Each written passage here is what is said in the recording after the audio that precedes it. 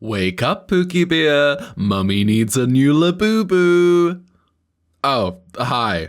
I bet you forgot I had a YouTube channel. Thank you so much for letting me take almost an entire month off work so that I could travel through the great borders of the United States and go to Pokemon Worlds. I had a great time. I met Jenny Nicholson and I spent a very large amount of money at the Pokemon Center, and I am not proud of it. While I was away, I pondered on a thought that left me pondering. There might be a Fungus Amoongus that looks like a Pokeball, and this ice cream Pokemon may look like a Castelia cone, but honestly, I can't think of any more Pokemon out there that specifically resemble items in the game. The Applin, Grimer, Paris, and Voltorblinds have their similarities to certain items, and then you have Skitty and Onix with their tails inspiring other items, but like, what if we just had more Pokemon out there that outright mimicked existing items? Like how Galarian Stunfisk has the Pokeball beak. I want more of that, actually. Mimicry is a real thing that real-world organisms do, whether a bug is trying to look like a leaf or an octopus wants to blend in with the reef. That was accidental flames, accidental bars. Oh my goodness. Anyways, let's just come up with some brand new Pokemon that mimic some well-known and lesser-known items from the games. Starting off with the rare candy, which despite its name is a very common item. The actual candy and wrapper is a very good start for the head. The wrapper parts in the end are intended to be ears, but I'm drawing them very wrong here, so I just need to tweak them a little more so that they look right. Next is a little marking for the face that resembles the darker band that goes across the wrapping of the candy. And then after that, I sketched in a body which is very layered, again, referencing the wrapping. At this point, I'm not even really sure what kind of animal this Pokemon would be, whether it is indeed a rare candy personified, or if it's just some random creature that's mimicking the form of one. 2 raisin eyes and a pair of pearly buck teeth for the face. I was going to add some arms, but I very quickly decided that it was not gonna work, and so I just didn't. Now for the color, which is pretty much just rare candy colors. I kind of love making videos like these because coloring the fakemon in isn't really much of a task. I normally spend too much time when I have to decide on colors from scratch, so having them already chosen for me makes the process a lot easier. The only thing I really have to do is decide where the color is going. It can still be slightly difficult because I have to obviously make sure that the design is balanced and has good contrast, and if the colors I had chosen for me didn't quite work, then I would obviously just choose some new ones to help it out. Okay, it is time for Fakemon number 2, and surely you didn't believe for a second that I would shy away from making more fun guys. It's absolutely necessary that I do, in fact.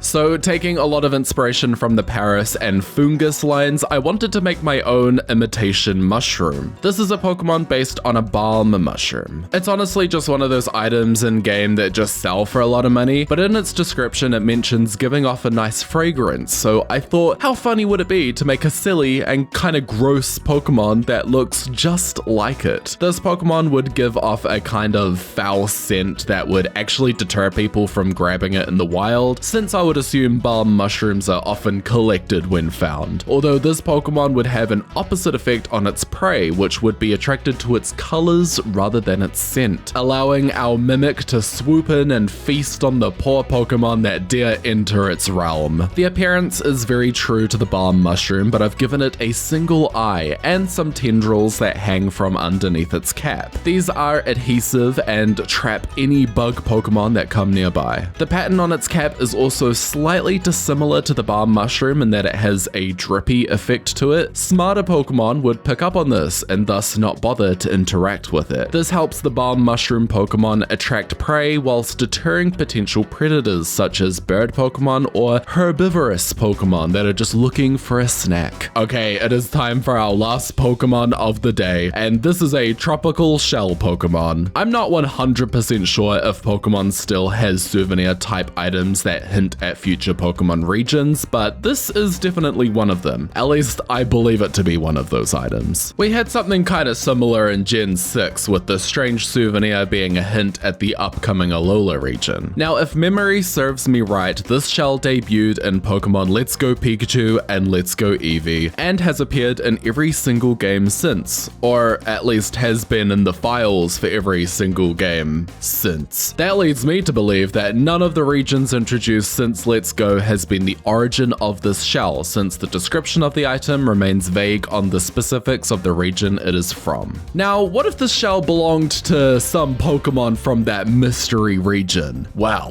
Enter Big Worm. Cringe. I did a tiny and pathetic amount of Kaifa level research and discovered there are many species of marine worms that are parasites and live in shells. Granted, they more commonly live in coiled shells, which are very different to this here tropical shell, but I was told to be grateful with what I got, so I'm just gonna practice that. This is probably the most divergent design we've got in this lot, probably because I gave it a good old pair of lookers that came straight out of an episode of The Simpsons. The shell is rendered in a realistic way, I suppose, which isn't the best for Pokemon styled art, so I'm translating it into the more flat color style that we normally use here. It was pretty easy, to be honest, and actually I think it turned out fine. I made the worm the complete opposite colors so that it would stand out a lot, and its eyes are very vivid. I honestly don't remember if that's green or yellow, but you just let me know in the comments below.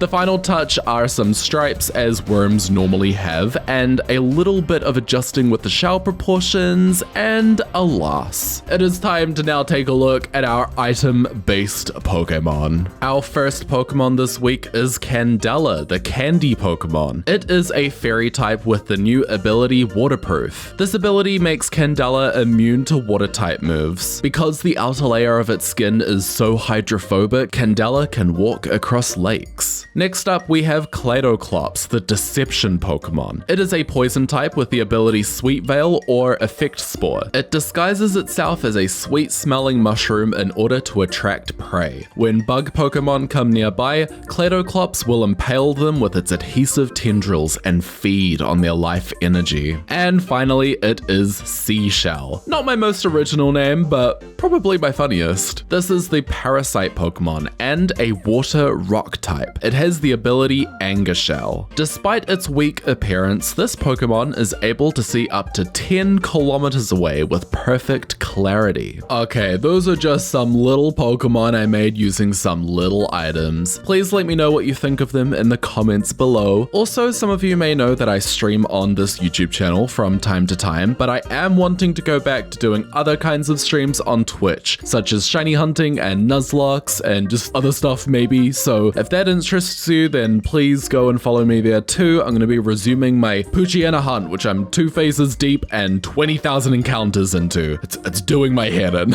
Something about Pokemon Worlds just really inspired me to make a comeback, so here we are, giving it another shot. Okay, those are all my updates. Subscribe!